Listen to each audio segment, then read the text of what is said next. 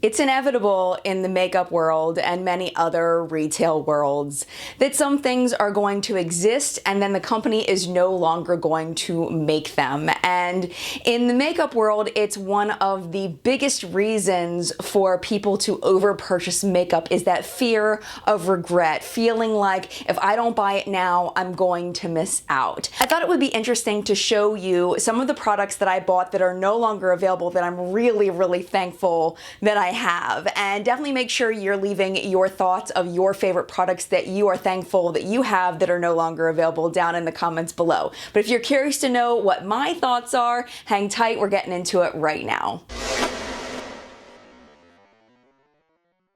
So the first limited edition product that I'm very, very thankful to have is the Jaclyn Hill Becca face palette. I bought this 2 years ago on my road trip when I was doing a meetup, and we had so much fun. I remember walking around with people that were at my meetup in Sephora, and we were all picking out things, and it was so much fun. And this was one of the things that myself and one other person decided to pick up, and I'm so, so thankful. It's just a really, really beautiful palette. The shades are gorgeous.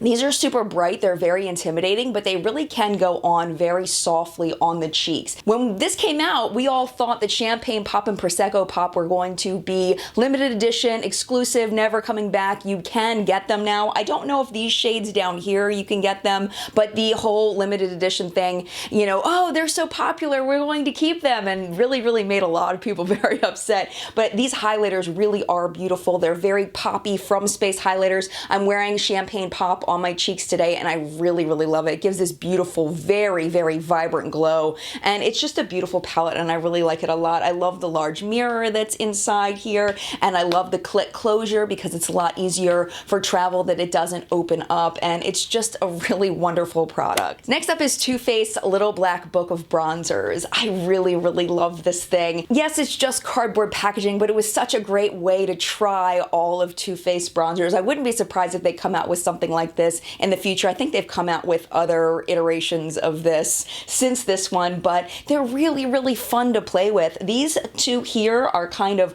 highlightery, and then these are like shimmery bronzers. I don't really use this one right here, the Dark Chocolate Soleil. I don't believe it was meant for my skin tone. It's just too warm and too dark, but I do use all the other three, Endless Summer, which has got a little bit of shimmer in it, the Milk Chocolate, and then the regular Chocolate Soleil, and they're just really fun. And I love digging into like this one right here in the summertime to like just kind of give that bronzed glow. And it's a really fun product. And I just thought it was really great to be able to try so many Too Faced products all in one. This is kind of an odd one, but I am so sad this doesn't exist. Maybe one day, if Holika ever happens to see this, what they need to do is they need to come out with 40 shades and they need to release this to an international audience. This is the Holika Sweet Cotton Pore Cover BB Cream. This was made, I think, in 2 or 3 shades, something like that. It is a K-beauty brand or Korean beauty, so they only made lighter shades. This was not marketed for people outside of Korea. I purchased this because of my series I used to do called What the K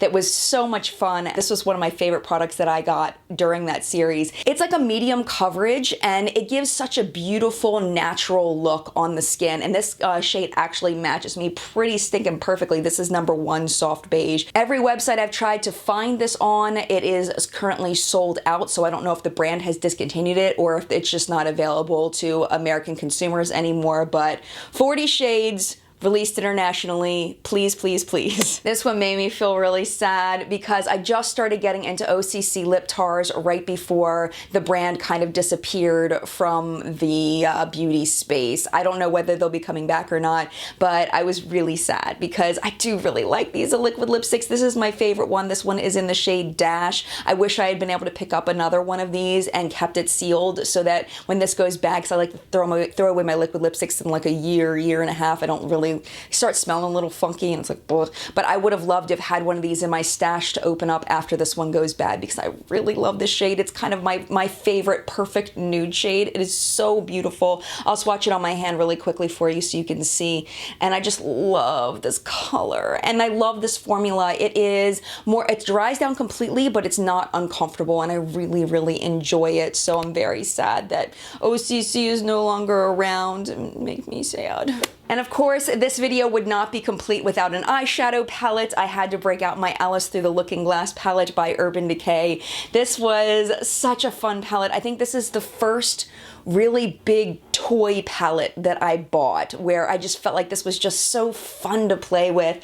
This is the way the eyeshadow palette comes out. It's got all these crazy shades. I am wearing it on my eyes today. These shadows were so much fun. Only one really big dud shade, which was this one up here called Dream On. Other than that, the shades were just really beautiful. I do have a full review of this, and I created a look that actually was, I felt, very creative and very pretty for this palette review. I was extremely proud of it, and yeah, I think I'm just a little sentimental. Plus, I just love Alice in Wonderland. It's so cool. The packaging's really neat. It's got the mirror here, and then it's got these flaps that open up with this cool little butterfly. I mean, it's excessive, yeah, but it's just so pretty, and I don't know, I just love this palette. I love the shadows, and I love the design, and I loved everything.